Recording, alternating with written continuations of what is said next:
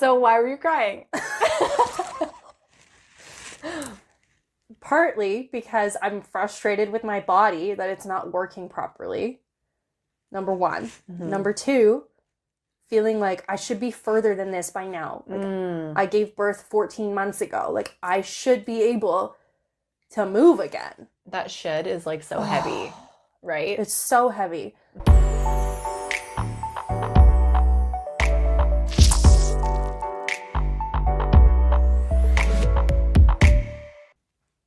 Body image and Body postpartum. image. It's a big one. Oh, it's loaded. Very. Loaded. Like so many experiences. So many different realities here. But we're going to talk about our realities, which are very different. Yeah. Very different. So, to paint the picture, Sarah and I were at the gym 2 months ago. Mm-hmm. At the time, I was about 14 months postpartum. And yeah, at this point had been somewhat doing ab rehab because I had a C-section. And so we're really focusing in on healing the core, because until you heal your core, nothing else, like until your core is healed, doing anything else is pretty much useless. Yeah. Yeah. And not safe either. Yes. Yeah. You need that like really solid structure. Yeah. So I'd been focusing on that probably consistently for like 3 months and inconsistently for like 8. Crazy. It's a long time to be doing some rehab. Yeah. And I still feel like I'm doing that because anyways, Me too. There's a lot there too. Mm-hmm. But this is the point now where I'm like feeling safe to start lifting some weight again. So I'm like, Sarah, can you spot my squats? Mm-hmm. And I just start feeling like every squat I'm doing, I'm going to fall backwards. Yeah, it was looking a little shaky. It was so shaky. Yeah. Which was surprising for me, I'm not going to lie. Totally honest. I was like, wow. Like, you were like starting from ground zero here. Which is so frustrating because pre-baby, I was a dancer and was like consistently teaching still. You're very kinesthetically aware. Yeah, like I danced in a show and performed at 18 weeks pregnant. Wow. Which is mental. Mm-hmm. Anyways, yeah. So for me, I'm keep feeling like I'm going to fall back because I'm doing this squat. I'm trying to overcompensate using my hip flexors. I just feel like my glutes and my hamstrings are not activating at all. Yeah. I'm getting so frustrated because my body is not doing what my brain is telling it to do. Mm-hmm. Like I know how to squat. Body's just like, meh. That's a no for me, dog. Right? And I was a little bit, yeah. So you turn and look at me. And I'm like, are you okay? You're asking for some feedback. Yeah. And then all of a sudden, I just start crying at the squat rack in the middle of the gym. Yeah. And I was there like, okay. Clean up on all four. I was a little shocked, but I also understood where you're coming from. Mm-hmm. But I didn't know how to handle it personally because I've kind of had a similar background to you. Very fitness oriented, personal trainer, worked at gym all the time, taught a lot of classes. I didn't have a C-section. And so here I was working out with you and I'd been doing my own rehab, but I was like, I felt a lot more comfortable under that squat rack than you did. Yeah. And so for me, from my perspective, I was like, how do I handle this from my position where it's like completely different and I can't like fully relate to you? Yeah. How did you feel when I was like, there, it's okay? I mean, two things. Number one, I really appreciated that you were like being supportive. Oh, you know, like I could recognize that you were like, trying. She's upset right now and I should comfort her and be a supportive human. Like that was really great. And then number two, I felt like you didn't really understand why I was crying. Yeah, which is true. Yeah. So why were you crying? Partly because I'm frustrated with my body that it's not working properly. Number one. Number two, feeling like I should be further than this by now. Like I gave birth 14 months ago. Like I should be able to move again. That should is like so heavy, right? It's so heavy. And then number 3, just being like freaking sick and tired of being sick and tired and in pain all the time. Because, and I mean, I think the C-section had a lot to do with this. Like, you take out the functionality of a major muscle group that you need for movement, right? And so when you remove that, other muscles overcompensate. Yeah. And like your whole body kind of gets out of alignment. And so my neck had been out at this point for a year and a bit. Like Ouch. Waking up every morning and being like there was like literally mornings I'd wake up and my neck would be like stuck like 4 inches to the right. Oh my And if gosh. I moved it to the left, it would hurt. So functionally your life was Like, not like at peak performance. Which is so frustrating as somebody who is used to having a body that is pretty functional. Yeah. You know? And like I get the sense that nobody primed you for the possibility that your body wouldn't be like back to peak performance at, let's say, a year postpartum. No. I feel like the year is kind of like, okay, like you should be back to normal now for sure. Yep. Well, I also think too, postpartum from a C-section, I was told to rest. I was told to take it easy. You're not allowed to drive for 6 weeks. My midwife at the time, they do home visits if you have a midwife in Alberta. They're so great. So great. Yeah. But at my first, I was like, if I want to like go for a walk, can I? She's like, absolutely not. Like, don't do that. And I was like, I just meant like, I just kind of want to get some fresh air outside. She's like, okay, yeah, that's good. That is good for your mental health. Go outside, but don't go for a walk. So you weren't like fully educated on like what your body had, I mean, like you knew what your body had been through, but like, yeah, maybe you didn't know the full extent. I didn't know the full extent. Like I left the hospital thinking, because the scar goes horizontally, like kind of across my bikini line. And it's about like 6 to 7 inches in. Wow. So I left thinking, like, I'm not an educated surgeon. I didn't research C-sections ahead of time because You weren't expecting it. I wasn't expecting it. And so far to say I was like written it off completely as a possibility. Yeah. And I think part of that was being like terrified of having one. So I left the hospital thinking that they had severed my rectus abs. Oy. And like had cut them like this way. Because the rectus ab pulls like to crunch, right? Yeah. And so I thought that muscle had been like stitched back together, like with the grain of the muscle for like 48 hours postpartum. I was like, my abs were cut off my body. You're like, blah, blah, blah. I'm cut in half. And then so over the course of a few days, we're like kind of unpacking the birth because it was quite traumatic for me and for Amari. And he tells me that he's gone and watched a YouTube video. And he said that they cut the rectus abs like vertically and they cut each layer a different direction. Wild. Under the scar. And remind us, like, how many layers are 7. there? Insane. It's insane. Like, it's not minor surgery. It's like... Let's just remind our audience here that C-section is major surgery. And it is very serious. Even though we're laughing about it. Anyways, it is. And And so after he told me that it went vertically, like with the grain of the muscle, I was like, oh, that makes so much sense. Like I can move and my abs aren't just going to like snap and like roll up into my rib cage. Like that's not going to happen because that's not how they were cut. Right. You know, like I'd have to do some pretty serious like messing around to make that happen. Even so though, like getting in and out of bed, like I couldn't get out of bed for about a week to 6 days on my own. Crazy. And by the time I could do it on my own, it was still like a good 5-minute process to get out of bed of like bracing my arm here and bracing my arm here and like rolling over and sticking my right leg on the floor. And then Omari would have to like grab my arm and we'd have to like sit up using my oblique. Like it was Which awful. were like so... And then I'd stand up and I'd have the urge to pee right away and then like race to the toilet and be like pissing as I'm like sitting there. It was such a mess. No. And so...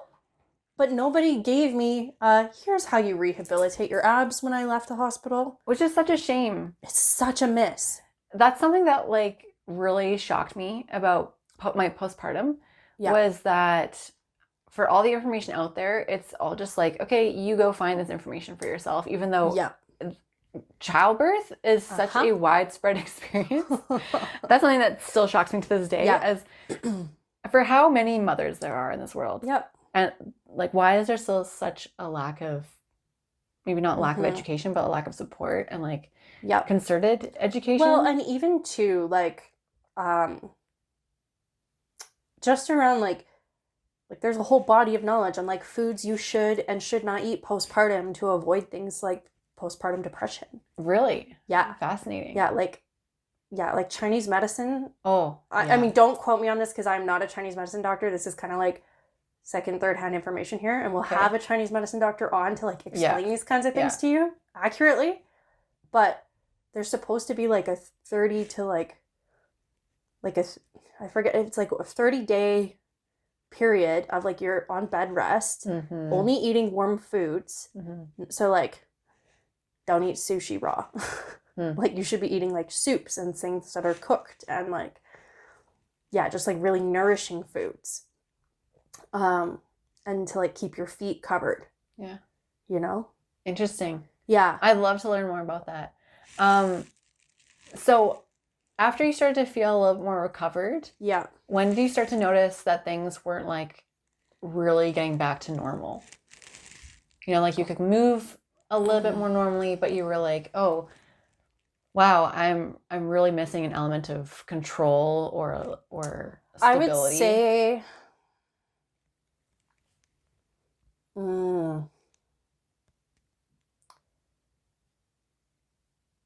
I feel like it kind of came in layers of like unpacking.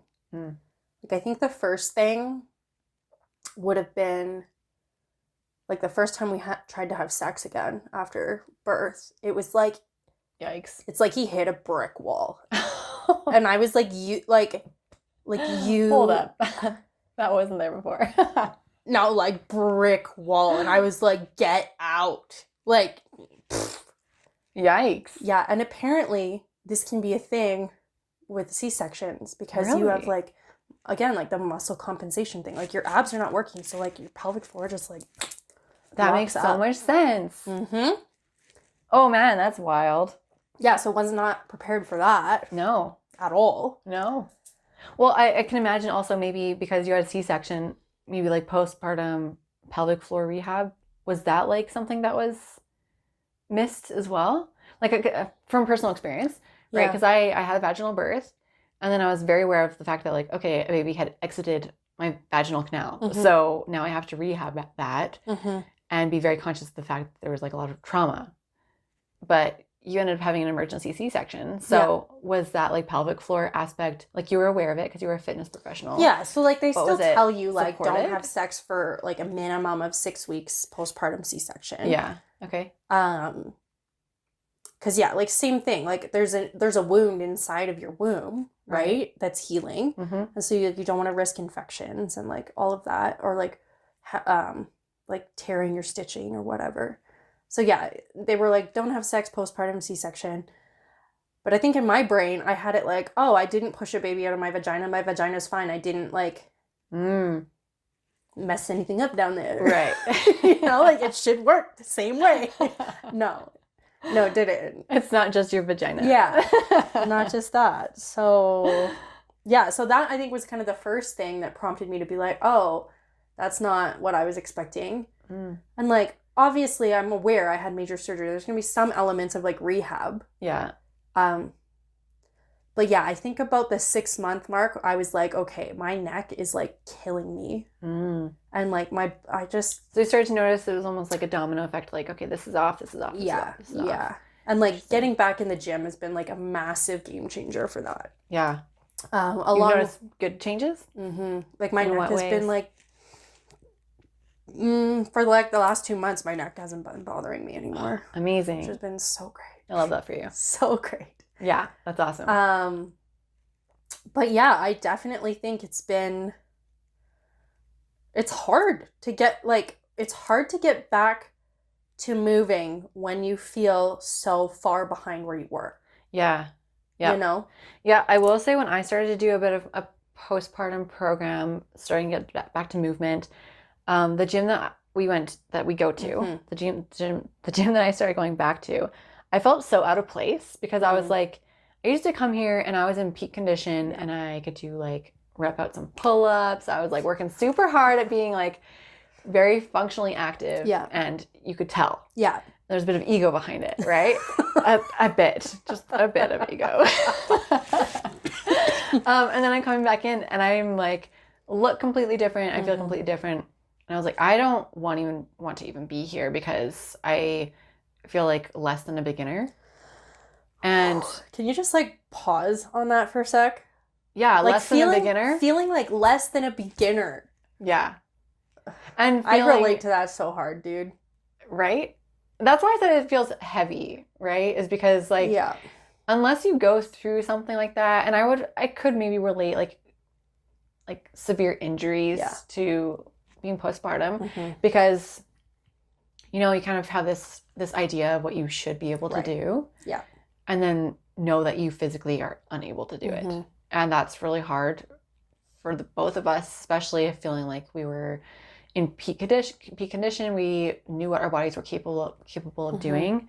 And then to kind of know that you were not going to be in that position anymore, but to not realize the extent of which you were going to have to like really start over. Yeah. That was super hard for me. Yeah. So how long did it take you from crying at the squat rack to now? Where did you start to feel like more, are you in a position now where you feel more confident, capable?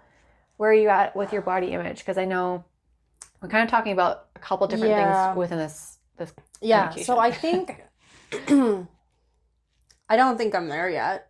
Yeah. Like I definitely feel like I catch myself like still like walking through the closet and being like, oh, engage your lower abs because your anterior pelvic tilt is acting up and like and like nobody's actually said this to me, but in my brain I feel like when my lower abs are not engaging and not firing, I feel like I still look pregnant.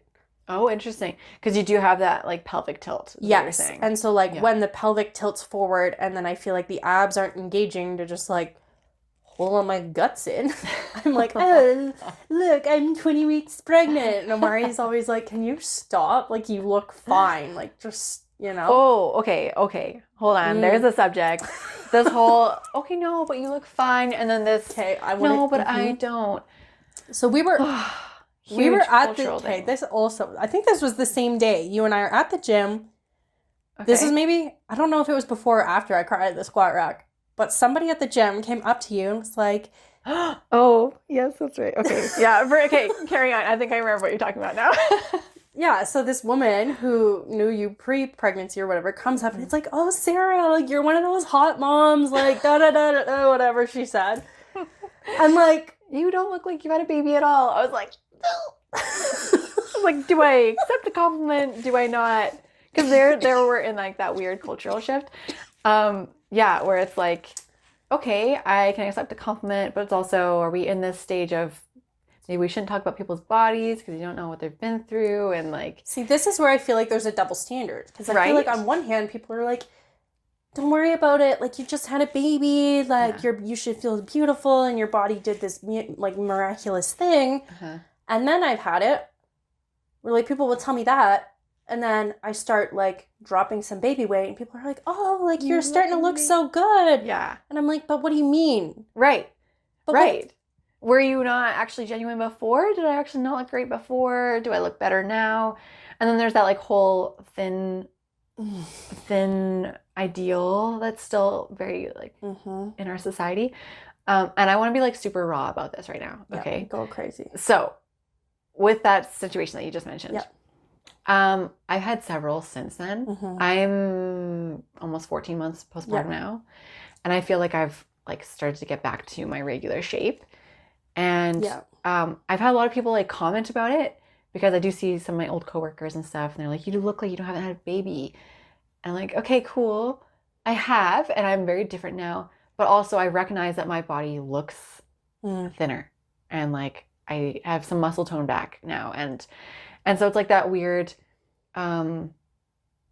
like privilege. I would call it a privilege because people view that as the ideal. And it's uncomfortable because it's not the case for a lot of women. It's not the case for, I would go as far to say, is the majority of women. Yeah. And then I get a lot of like, how do I look like you? Sort of things. But then to go even deeper, it becomes for me okay, so what if I like choose to have another child and I show differently? Yeah. Or my pregnancy is different because for context, my first pregnancy was very hard on me. Yeah. I was like starving to death. Yeah. And I was very active throughout. And so I think I was just like, I held smaller. Yeah. And so then when I gave birth, my body kind of just like rebounded a little bit differently than maybe if my circumstances were different. Yeah. So now if I have a second child, my circumstances are different this time versus the first time. Yeah. How am I going to look second time postpartum? And now I have these like comparison of compliments, like, oh, my first time I looked amazing and I didn't look like I had a kid. And second time, what if I look completely different? And now I don't hear any compliments. And now I feel trash about myself because I've internalized all these comments and stuff. Right. So it's strange. It's very strange. And I think there's a lot of pressure on women. Because, it's, oh, you should be so grateful because you've had this amazing experience and you have a child now. Yeah. But, it's so weird.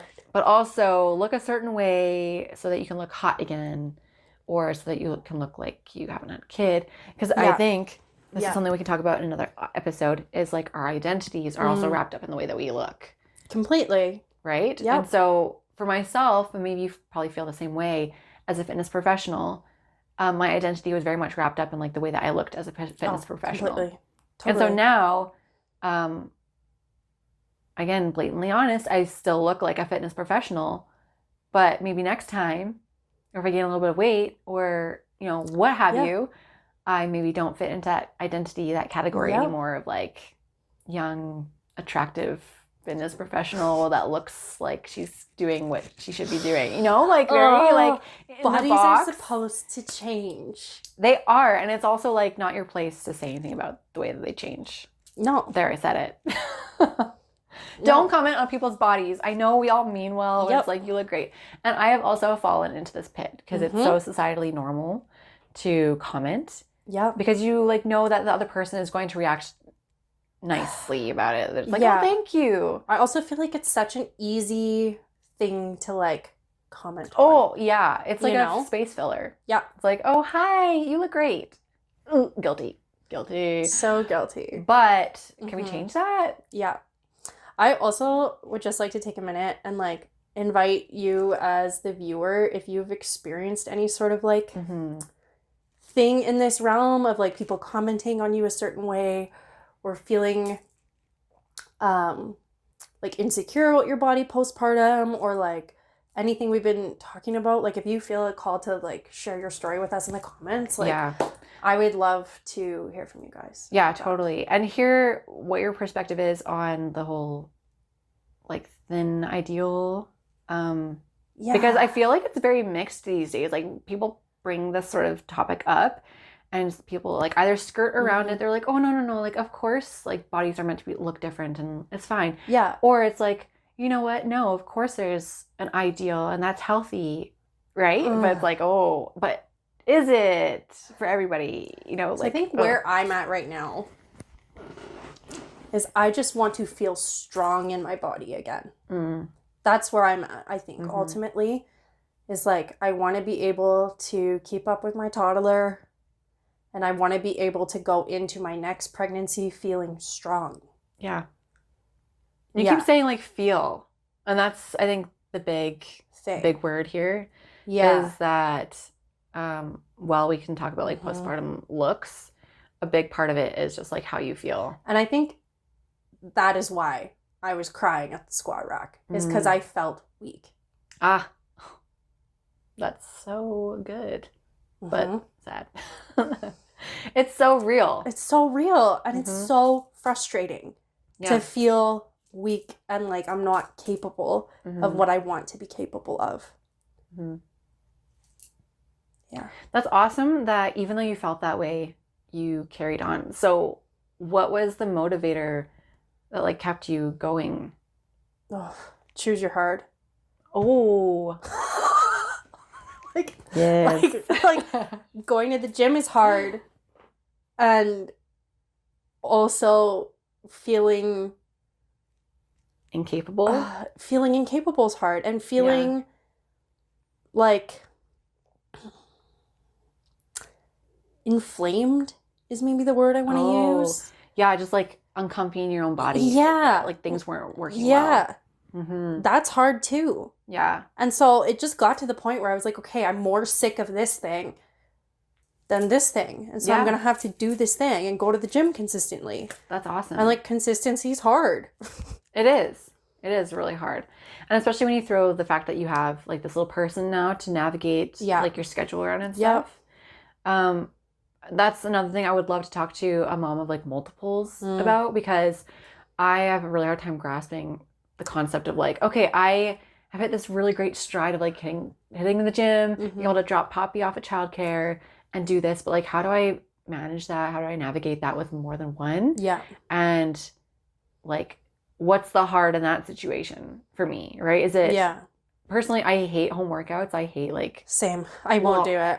I'll be like, I'm going to do it. And then I don't do it. Yeah. I need to leave and go to a different environment where that's what I'm there to do. Yeah. But like when I have multiples, potentially, is that going to be the hard that I choose? It's like, okay, well, I feel like trash. So I'm going to start working out at home. And I feel like that's what I see a lot of time. It's like, wow, you're so awesome for like doing home workouts. So, it's because of necessity. And I am super inspired by women who do that. I saw a reel on Instagram the other day, and the caption on it was, 22-year-old me could never get 3 kids to school on time, 32 grams of protein, and hit a workout before 9 a.m. Oh my gosh. Was I even awake before 9 a.m.? No. If I was mad about it. And I was just taking care of myself. So I think, and this is just me speculating, I think your capacity just expands.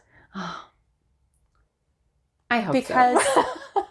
I think so. But it expanded with Poppy. It did, yeah. You know, like looking back pre-pregnancy, if you would have told me that I had the capacity to handle everything I've handled to this point, I would have laughed at you and been like, there's no way I'm going to survive that. Yeah.